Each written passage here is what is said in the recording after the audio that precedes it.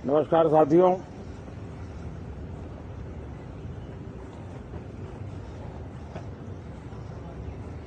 ठंड शायद विलंब से चल रही है और बहुत धीमी गति से ठंड आ रही है, लेकिन राजनीतिक गर्मी बड़ी तेजी से बढ़ रही है।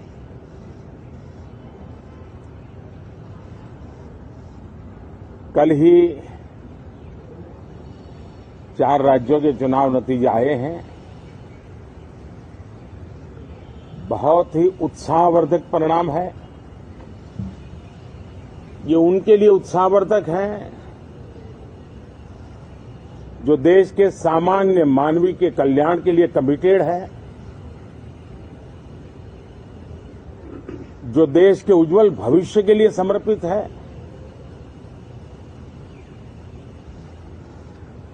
विशेषकर सभी समाजों की, सभी समूहों की, शहर और गांव की महिलाएं,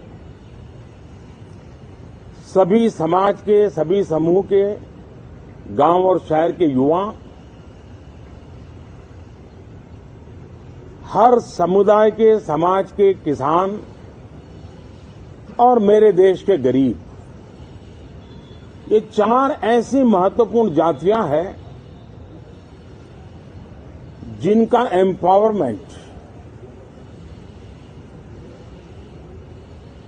उनके भविष्य को सुनिश्चित करने वाली ठोस योजनाएं और लास्ट माइल डिलीवरी,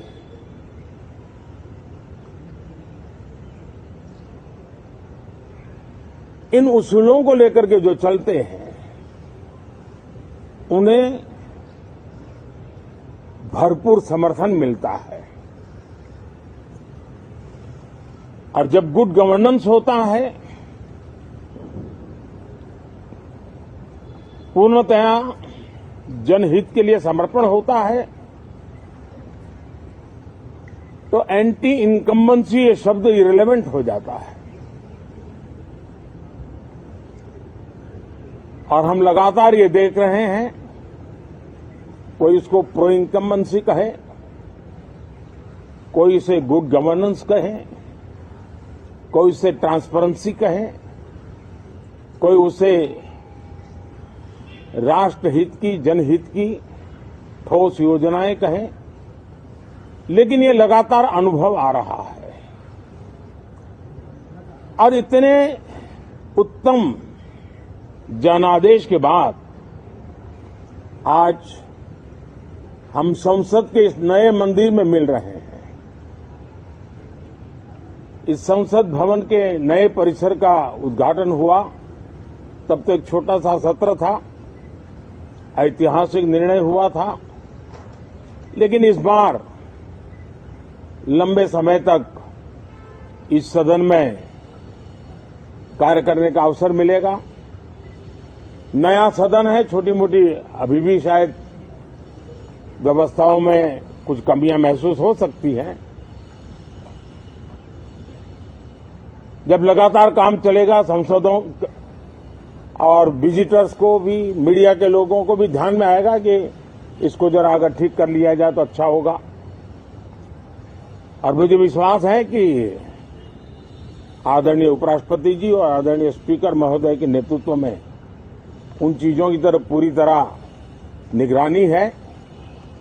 और आपसे भी मैं कहूंगा, कोई चीज ऐसी छोटी मोटी आपके ध्यान में आए तो जरूर आप ध्यान आकर्षित करना, क्योंकि ये चीजें जब बनती हैं तो आवश्यकता के अनुसार बदलाव की भी जरूरत होती है। देश ने नकारात्मकता को नकारा है। मैं लगातार सत्र के प्रारंभ में विपक्ष के साथियों के साथ हमारा विचार विमर्श होता है, हमारी मेन टीम उनसे चर्चा करती है। मिलकर के भी सबके सहयोग के लिए हम हमेशा प्रार्थना करते हैं, आग्रह करते हैं। इस बार भी इस प्रकार की सारी प्रक्रियाएं कर ली गई हैं और आपके माध्यम से भी मैं सार्वजनिक रूप से हमेशा हमारे सभी सांसदों से आग्रह करता हूं,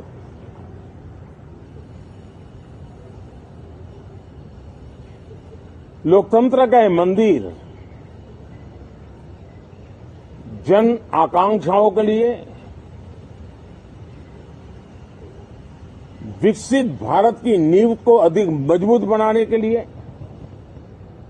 बहुत महत्वपूर्ण मंच है। मैं सभी माननीय सांसदों से आग्रह कर रहा हूं कि वो ज्यादा से ज्यादा तैयारी करके आएं, सदन में जो भी बिल रखे जाए उस पर गहन चर्चा हो, उत्तम से उत्तम सुझाव आए और उन सुझावों के द्वारा, क्योंकि जब एक सांसद सुझाव देता है तो जमीनी अनुभव का उसमें बहुत ही उत्तम तत्व होता है, लेकिन अगर चर्चा ही नहीं होती है तो देश